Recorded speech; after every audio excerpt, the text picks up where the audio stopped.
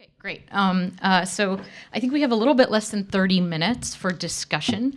So I think you guys raised some very interesting, very interesting ideas. I hadn't heard monopoly mining as a term formulated before, so nice work, David. I think you coined something. So why don't we go ahead and start with questions from the audience. So I want to give the audience a chance to ask all the questions they might have wanted to. Yeah. Hi, so my question is actually about the last talk where you mentioned proof of stake and its centralization issues.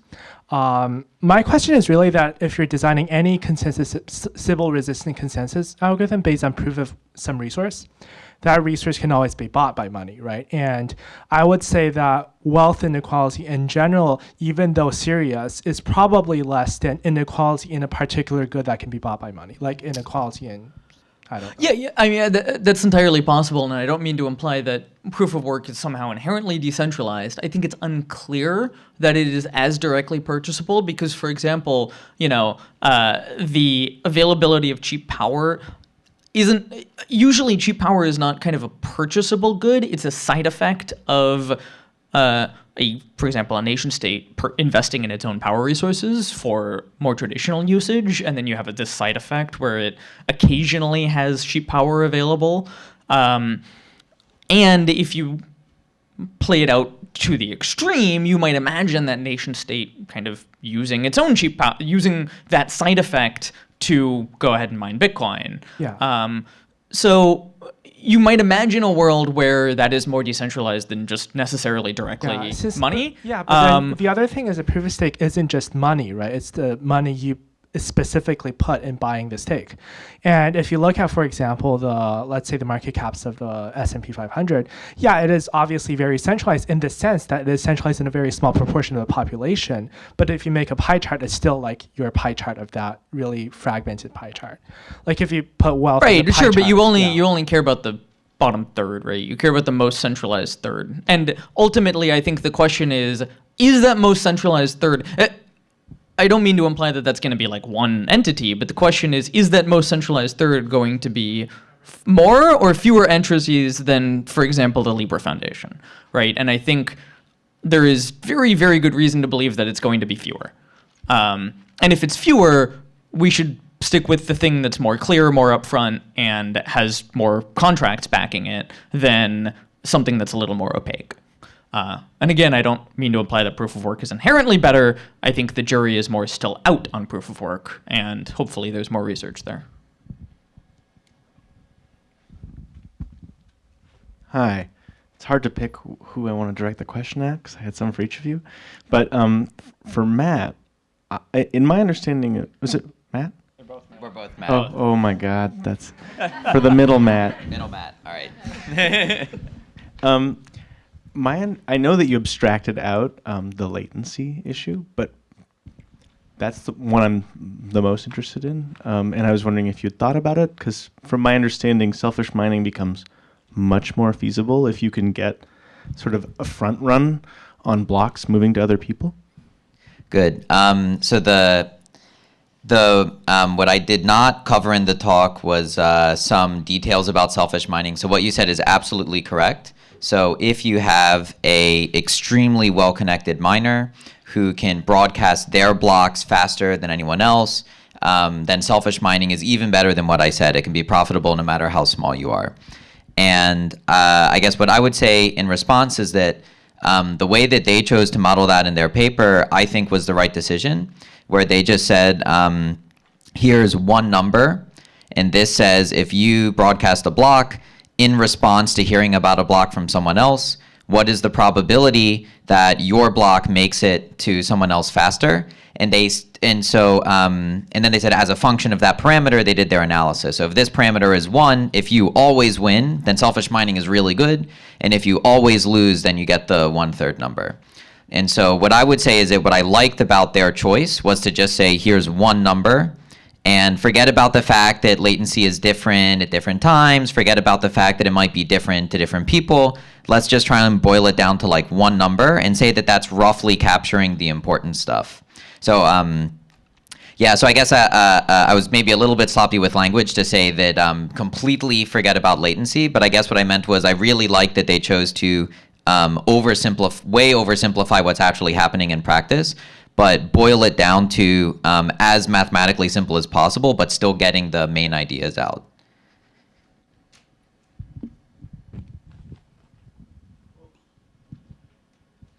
Okay, so Robert, yes, I would, no, David, yeah. So I would like to know, you didn't explain the counterattack. That was quite interesting. I didn't know how you would, you said there would be hardware and you could launch a counterattack. Yeah, are you familiar with NICE? Excuse me, if I may have a second question, but I'll ask it after you've answered. Oh, yeah. So are you familiar with NiceHash? For people in the room, NiceHash is a hash rate marketplace, essentially, where you can go and rent any, well, not any number, but a large number of GPUs, large enough to 51% attack a number of cryptocurrencies. And so if you're operating in a fluid marketplace where hash rate can be purchased, then you have this like liquid response to a hash rate attack. Now, on something like Bitcoin, no such market exists. I also don't think that such a market ever would exist for a large number of secondary reasons. It's just, if you have a mining farm, it's a bad idea to loan your hash rate out. But that was kind of what I meant when I was saying counterattack. So I think in the Bitcoin model, counterattack is probably not a realistic defense. Okay, thank you. And the second question is, so as far as I understand, if you do selfish mining, you can reverse transactions. So you would like have a really large payment. You pay someone millions of dollars, then you have lots of hash rate and you reverse that transaction as if it never happened and you've received all the services or the car or the Ferrari or whatever you bought. Okay, so if you were to limit the amount of the transactions to tiny amounts, that would sort of negate selfish mining. So that's not what selfish mining is. That's just a double spend attack. But if you were to limit on chain the amount of money that people could spend, I think they would find creative ways around that limit. Is my guess what would happen. I just also wanted to say on the counterattack topic, we actually modeled out this game, and I think under certain circumstances, counterattacking is a feasible strategy, which leads to an equilibrium where it might not be the case that anyone would conduct an attack in the first place, which I think is really interesting. But I actually have a question that I want to pose to all of you, which is, if we think about that, if we think about the fact that maybe counterattacking is a possibility, or you might have something like a monopoly miner, then how do you think about the question of how much hash rate is enough? Do you think that the amount of hash rate necessary to secure these things really needs to be proportional or on the order of the value of the market cap of the currency? Because that sort of puts a ceiling, I think, on how big it can grow. Yeah, so non-rigorously, I would say that I think it actually does need to be pretty high.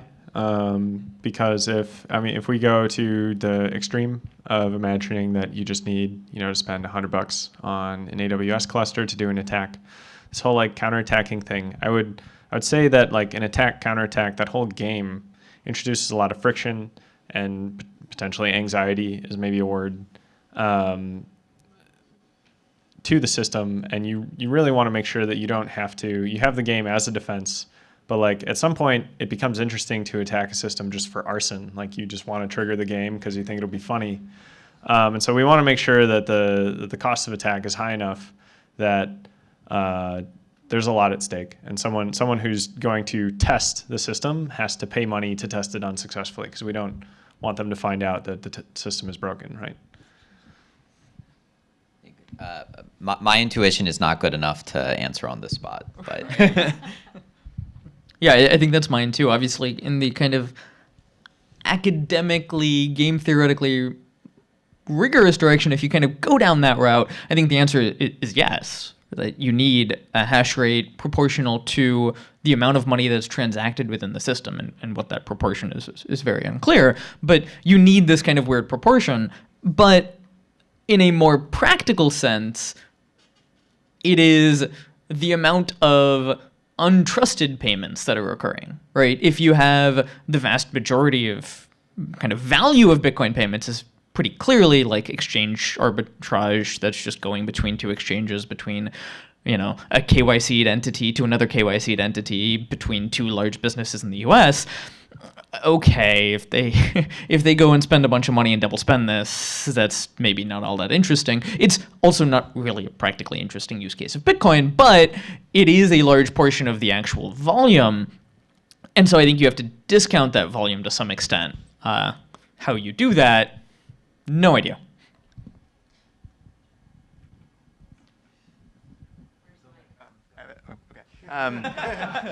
Yeah, so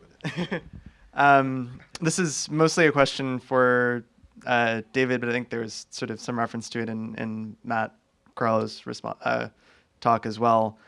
I asked directed at David because I think you have a unique perspective on this. How do you think about the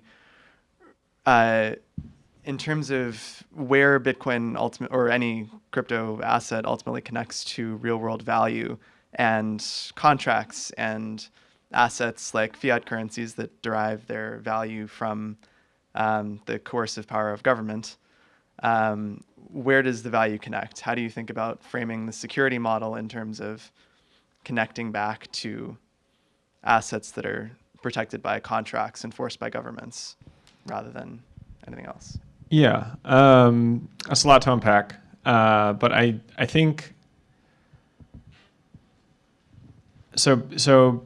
Things like Bitcoin give us the ability to interact with untrusted counterparties in ways we couldn't do previously. For example, like PayPal shuts down accounts, monitors transactions. Like if you're two small nation states in Africa trying to transact with each other, you may not have a good way to do that except to, you know, abide by all the bylaws that France wants to hand you. This is a real world example. Whereas if they start using something like Bitcoin, they can sort of, you know, reject the extra governance that France is asserting over these countries.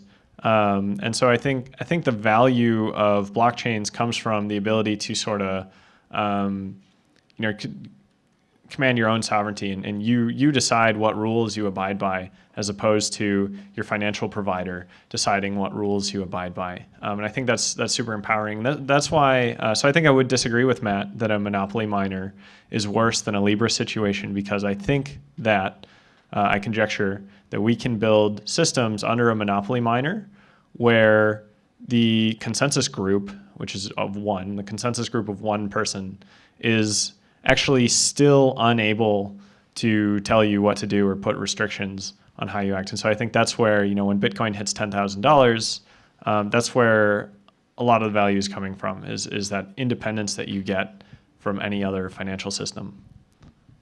Do you have a response? Not me.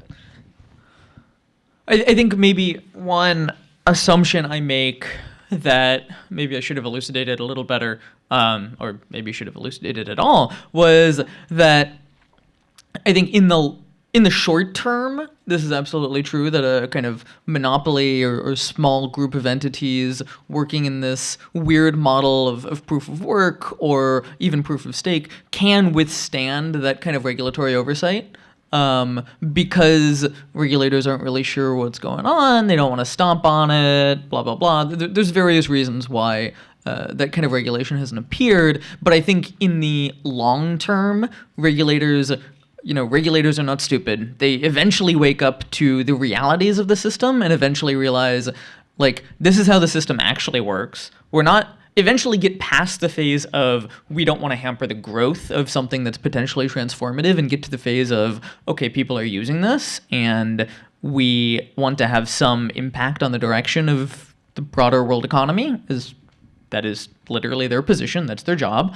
And then can take action, right? And so then you look at kind of a monopoly miner or a stake association or what have you, and kind of in the long term, regulators wake up to the reality of it and are willing to take action on that basis. And at that point, then you kind of lose that property. How long that takes, I'm not the right person to even speculate, but So this question might be best for David, but feel free anyone else to chime in.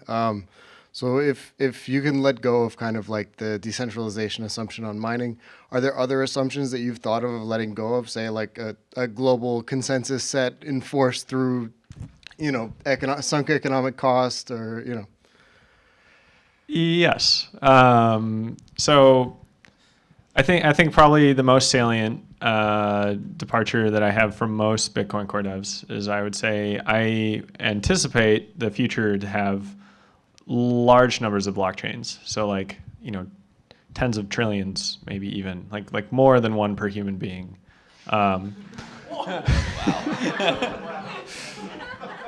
And I expect most of them to be like completely machine operated and like, none of them have names other than the hash of their Genesis block. And so that turns a lot of things upside down. And I think it's a very interesting way to look. And so I wouldn't nominate any, of the blockchains that exist today, I think Bitcoin is by far the best. But I also think that if you give it 20 years, we will see sort of multi-chain systems pop up that feel superior to single chain systems. And then that also makes regulatory oversight more challenging because they can target any big miner. But as soon as you squish one thing, everybody just kind of disperses to the other ones.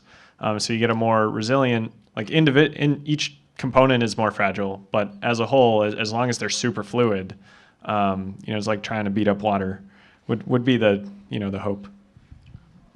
I actually have a question for Matt Weinberg, so I'm gonna ask that really quick. At the very beginning, Dahlia asked you about considering the value of the token endogenously, right? And you told her that was not a good question for the EC community, whereas that seems like the value of the token going to zero. That seems like a great question for the EC community. So at least from my knowledge of the distributed computing community, we don't have a way to value a token going to zero that I know of. So I'd love to hear a little bit more about why you say that and how we might model pricing changes. Sure. So I guess my impression, and I guess you or Dahlia or someone should correct me if I'm wrong, was that it was already something that the distributed computing community was able to reason about was to put, say the attack succeeds or does not succeed, and there's a dollar amount on if the attack succeeds, you get some number of dollars for succeeding, and then you can reason about how many dollars do you need to secure your system or make it unprofitable to attack or something. And I would just say my initial vibe on that is that yes, there's money involved, and so that makes it sound maybe like the kind of question I would be good at answering, but I don't actually think that the tools I have would be better at answering a question like that. I would say that the stuff that I feel like the EC community or the mechanism design tools are good for reasoning about are sort of like what you might think of as like the nickel and dime stuff. So like stuff where there's a smooth transition from if I selfish mine a little bit more, I'm going to hurt the currency a little bit more because it's going to be a little bit more obvious. And as this like smooth trade-off happens, is there any range in which it's profitable or not? Whereas I feel like the currency plummeting to zero feels like a very binary event. And I feel like that's it's more like a techniques thing. It's not like does it fit within the scope of dealing with incentives and algorithms. It's more of a techniques thing that most of the techniques we have I don't think are well suited to address like binary events and stuff like that. If that makes sense. Can I ask a follow-up question? How much modeling has occurred in the cryptocurrency kind of research area of detection probability? Has anyone spent any real time are you aware of any work in that area? So just to clarify the question, you mean someone trying to do an empirical study of is there selfish mining going on this currency, for instance? More what the assuming a certain detection probability curve. Like, is it profitable or not? Yeah, so I mean, I'm not aware of any published works. I worked on one project with an undergrad to get started towards this, but it's not a publication or close to that level. I would just say I have a model in mind. That's what I would try, and I don't know what the answers were turned into. I would say my instinct though is that it should remain profitable for like reasonable, whatever is likely true in practice. But I still think there are other things that matter, such as, are you really going to go out of your way to learn exactly how to selfish mine if it's going to increase your profits by 0.001% or something like that? I understand that the model doesn't capture everything, but my guess is that if you really want to go all the way down to like the nickels and dimes, that it probably should still be profitable. Yeah. I have sort of a two-part question. So the first part is sort of there's this assumption of the monopoly miner that you guys have been talking about a bit. Do you see that as an effect of how sort of early and sort of immature the industry is, especially as it relates to mining, and how few participants there are in the sort of different layers of the supply chain? And then the second part is like, you guys have proposed a lot of sort of technical solutions to sort of make mining a little bit more decentralized, but have you looked into or even researched yourselves sort of business model solutions that could help realign incentives? Yeah. So the first one, I definitely would say that things are pretty immature. Like even the electricity industry, I think that Bitcoin hits it. Like right now, most electricity is kind of niche, one-off deals. At some point, we hit a scale where we've consumed them all. I don't know at that point. That point might be more than an order of magnitude away from where we are today. But specifically, you're saying the electricity industry as it relates to mining. Yes, yes, specifically that. And so we might get to a point where economies of scale at electricity make sense again. We might not. We might find that one-off deals actually have amazing depth. And similar with a lot of the manufacturing, like basically we've been piggybacking entirely off of the CPU industry, which is like we use manufacturers that make general purpose chips. We've never built a foundry that the whole foundry is dedicated to like mining. And I think that when you look at the physics of it, I think such a foundry would actually be heavily competitive. And like if we move that direction, again, we don't know what would happen there. So I do think it's really early. And then from a business model perspective, we really tried to get Obelisk to have a successful business model. The things that we tried didn't work. I would say it didn't go precisely where we wanted it to. That doesn't mean that there's not some other thing that we didn't try. But yeah, so far I don't think that we have an idea of a business model that could fix mining at the moment. Well, I think specifically the business models around how you achieve cheap power, I think, has been played with to some extent. It is all one-off deals, so to some extent that's already a little specific per deal. But in terms of like finding or somehow creating devices that are able to withstand the high kind of toggle, not semiconductor toggle, but device toggle rate of interruptible power. You look at like, again, the Belarusian president's comments, which to some extent were hilarious, but to some extent represent a reality of like, no one has a bunch of ASIC power sitting out back behind a nuclear energy plant because sometimes there's excess power there, right? So there are business models in that vein that I think haven't been explored sufficiently.